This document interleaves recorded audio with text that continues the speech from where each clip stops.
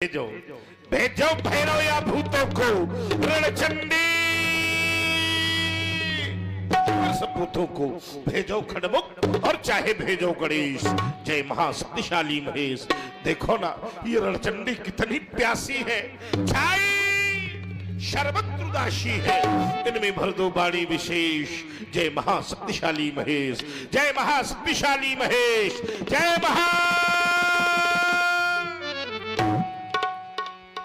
आशुतोष। मेरा ध्यान आपके चरणों से हटा तो मेरे आश्रम की ओर आ गया। देखो क्या ये वही आश्रम है जहां नित्य समाधि में लीन होकर संत महात्मा सदैव इस आश्रम पर कृपा बरसाते थे? क्या ये वही आश्रम है जहां की नदियां केवल एक स्वर में शांति के गीत सुनाया करती थी? क्या ये वही पर्वत श्रृंखलाएं हैं जिनके कड़कड़ से केवल एक ध्वनि आती थी, राम धैर्य धारण करो, राम धैर्य धारण करो, राम धैर्य धारण करो? कहां चली गई वो शांति भोलेनाथ? कहां चली, कहां चली ये पर्वतों की शांति तू? कहां चली, कहां चली? अरे क्या मयूर मुग्ध नृत्य आज ना दिखाएगा?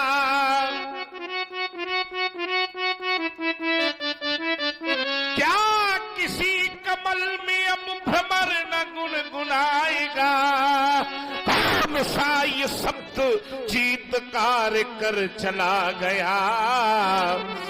क्या प्रभात रात को न भैरवी सुनाएगा? क्या प्रभात रात को न भैरवी सुनाएगा? तो फूल बन खिली नहीं, हाँ फूल बन खिली नहीं है आज क्यों कली कली?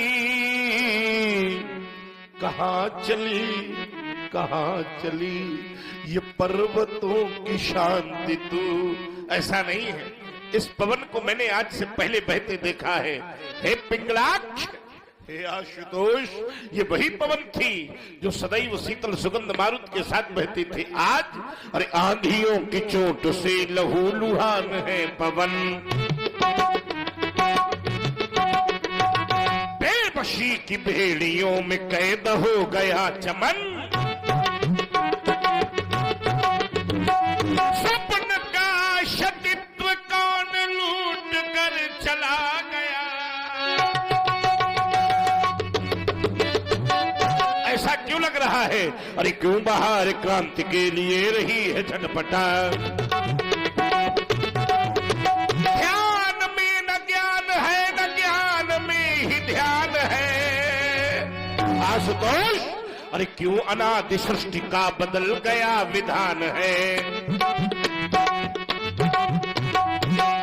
हर किसी की जिंदगी, हाँ हर किसी की जिंदगी में मच रही है खलबली। कहां चली, कहां चली ये पर्वतों की शांति तू? क्या हुआ है भोलेनाथ? क्या प्रलय होने वाली? नहीं नहीं, याद आया, प्रलय अभी नहीं हो सकती। क्यों? क्योंकि ब्रह्मा जी के एक दिन में 14 मनवंतर होते हैं, एक मनवंतर में लगभग 71 चतुर्युग बीतते हैं। तो अभी तो केवल 14 मनवंतरों में 7वां यानी वैवस्वत नाम का मनवंतर चल रहा है। प्रलय की कोई स्थिति नहीं है। फिर ऐसा क्यों लगता है? ये शिला शिखर सर की जाती, मां वसुंधरा धसकी जाती, दुर्गा ये दुर्गा, ये दुर्गा वाहन दुर्ग शैल पर पुनि पुनि लेता अंगड़ाई, बज रही दुंदभिया देवों की यह विश्व विजय किसने पाई? अनहद नाद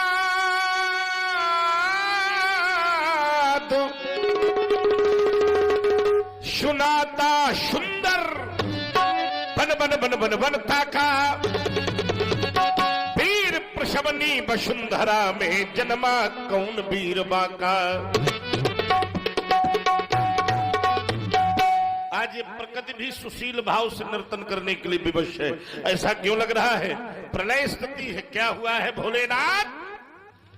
क्या धर्म इतना लाचार हो गया कि अधर्म उसके ऊपर पैर रखकर खड़ा है, अथवा कोई दक्ष जैसा दुराचारी फिर से पैदा हो गया जिसने आपके अस्तित्व पर ही उंगली उठा दी है।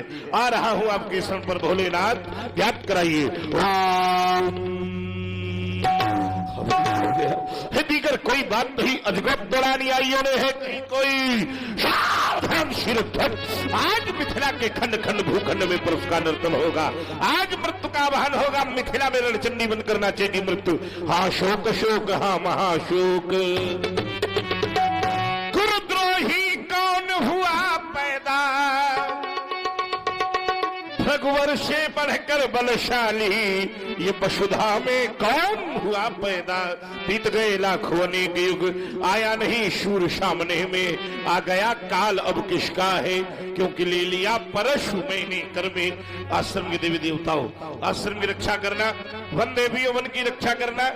और इस समय आश्रम में जितने भी शिव भक्त बैठे हैं, शिव भक्त का भाव जितने भी साधना की कोटि में पके हुए व्यक्ति हैं, क्योंकि भक्त भी दो प्रकार के हैं लीला में। तो जो सात्विक भक्त हैं वही यहाँ बचे हैं। राजसी और तामसी भक्त उस समय पलायन कर चुके हैं। तो जितने अच्छे और सच्चे भक्त बैठे हैं वो दोनों हाथ उठाइए, उठावे दोनों हाथ, और इतनी जोर से जय घोष करिए ताकि मिथिला तक ये धुन पहुंचे और मिथिला वालों को पता चले कि परशुराम का आगमन हो रहा है। बोलिए शंकर भगवान की जय। तही अवसर सुन शिव धनु भंगा, आयऊ भग कुल लवालुकाने गौर शरीर भूत बल बाज। बाल विशाल कुंड विराज, कुंड विराजत कुंड विराजत कुंड विराजत। देखत भृगुपति वे। वास्तव में अगर हम आपसे पूछें कि आपने रामलीला में क्या सीखा, और एक एक व्यक्ति से पूछा जाए कि रामलीला देखने से आपको क्या मिला, तो भाव वही है कि अगर शिक्षार्थ रूप से देखोगे तो बहुत कुछ मिला, और मनोरंजन की दृष्टि से देखोगे तो कुछ नहीं मिला। रात भर तुम्हारा जागना व्यर्थ हो गया। अब जैसे इसी दृश्य में, अब देखिए सभी लोग हमारे शब्दों से जुड़ेंगे, सबसे निवेदन है तो आनंद आएगा।